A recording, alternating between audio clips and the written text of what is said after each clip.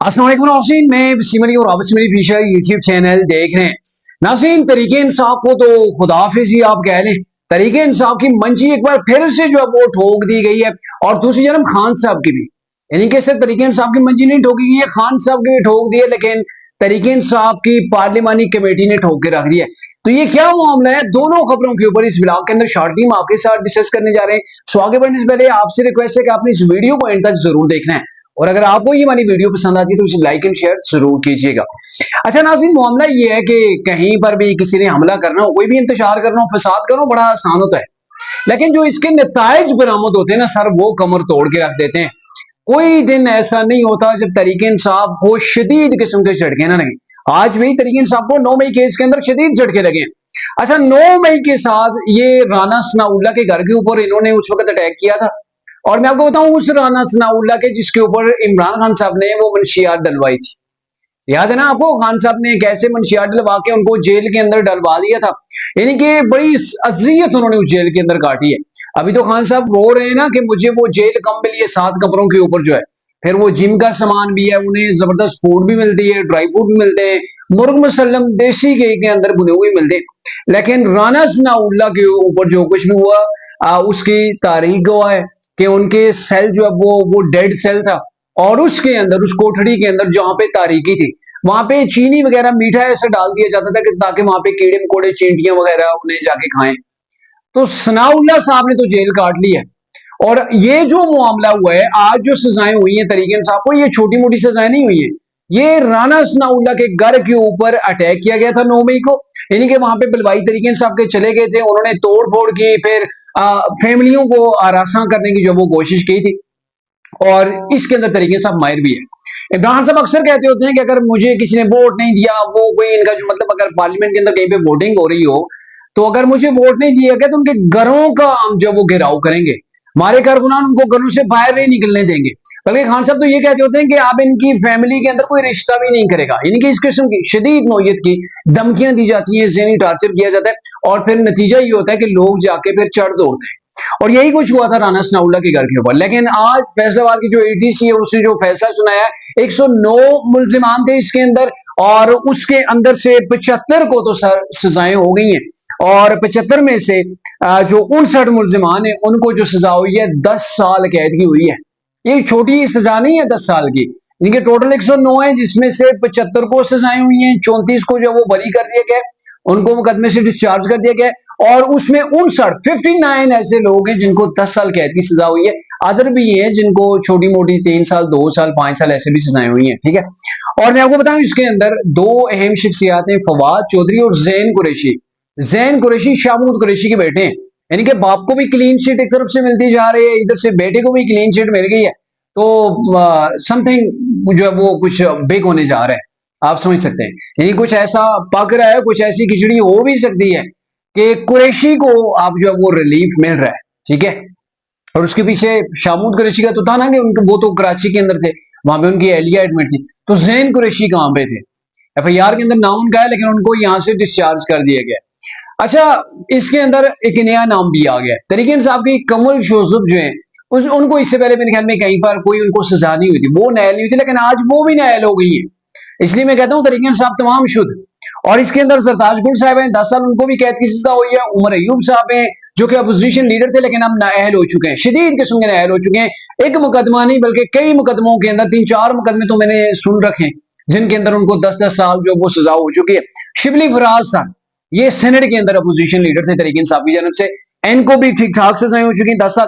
शेख राशिद शफीक, ये शेख रशीद के भतीजे, उनको भी हो गई है।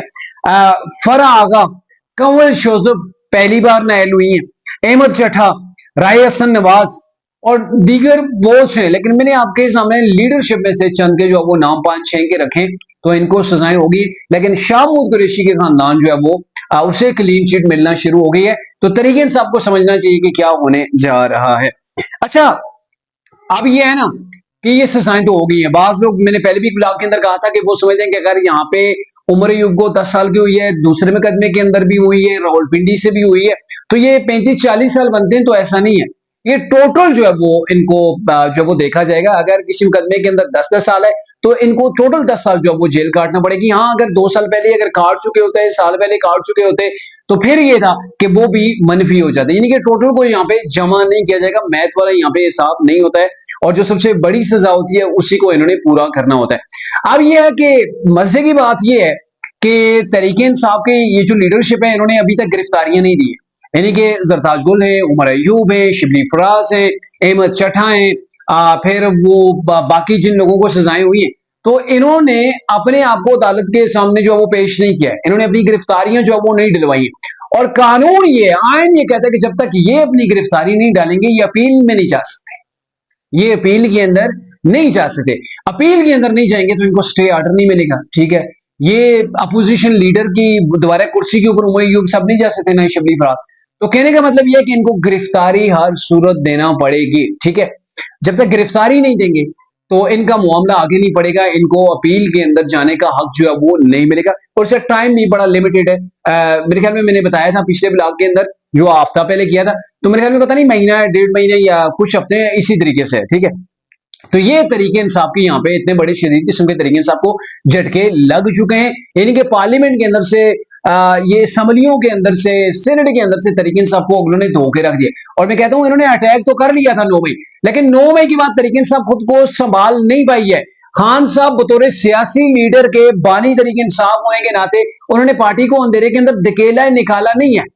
मैं समझता हूं अगर यही केस यही अगर पीपल्स पार्टी ने किया होता तो सर अब तक पीपल्स पार्टी इस अंधेरे कुएं से निकल चुकी होती। लेकिन खान साहब के फैसले, खान साहब की वो डिक्टेटर वाला माइंड, खान साहब की वो ऐसी गैर जमहूरी पॉलिसियां जिसकी वजह से आज तरीके इंसाफ, खान साहब तो खुद जेल के अंदर है, अपनी फैमिली को भी जेल के अंदर करवा दिया और पूरी की पूरी पार्टी को भी जेल के अंदर करवा रहे, तो ये खान साहब की बड़ी नाकामी है, ठीक है।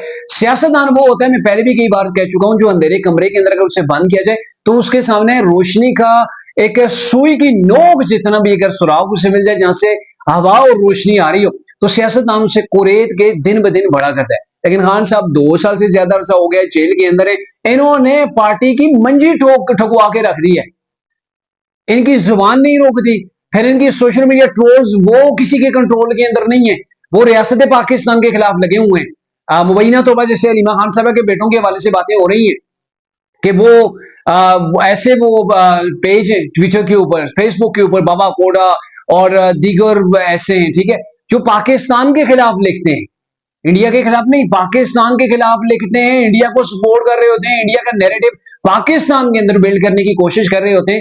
तो फिर जब तहकीकात होती है तो वो तरीके इंसाफ वाले बीच में से निकलते हैं। तो सर ऐसी अगर पॉलिसी रहेगी तो फिर आपको कौन जो है वो दोबारा से आपको वापस लाएगा, तो ये मुमकिन नहीं है।